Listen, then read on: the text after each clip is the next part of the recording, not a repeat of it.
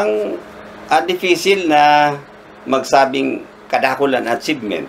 However, ang pinakaano lang, napakarhayta si ano kang barangay po sa financial, sa kunyang kang patrabaho kang barangay, medyo magayon si kunyan. Ano man itong pigpaplano, na i-implement ito. Ano man itong pigagastusan, kung pwede, gagastusan. So, dahil pwede, dahil man ginigibo ito. Kaya kung mahihiling ta, ansa mo yang supplemental, perming halangkaw every year. Dahil itong dahil pwedeng gastusan, mga kunyan anuan, dahil ko man yan tigtutugot.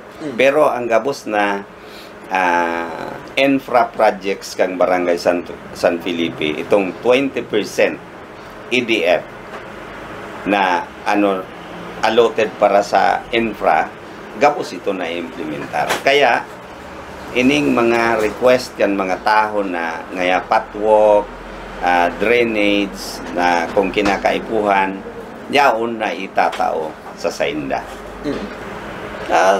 Sa Sakuya, primero itong sa pag-iriba na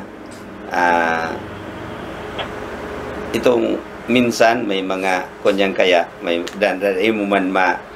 may veteran itong minsan may dahil nagpa-function na pag-iriba sa konseho. So iyan ang difficile na i-balansihon.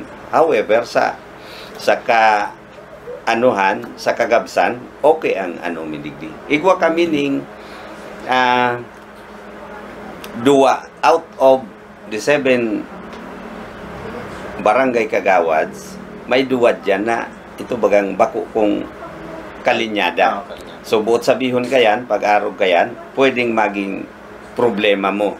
Pero digdi sa Samuya, maski arog sinda kayan, ano man ang plano kang barangay, ano ang iniisip, minasuporta sinda. So, buot sabihon, nagiging magian ang kalakawan kang barangay dahil sa suporta kang bilog na konseho. O yun lang ito ang kunyang ko na pwede kong ipagmalaki na maski arog kayan ang Samuyang ano yan, bako kaming sararo na iribahan. However, pag abot sa trabaho, dahil nag-iisip na ako ngaya ibang linyada, ako ngaya arog mang kain. Sararo ang kunya.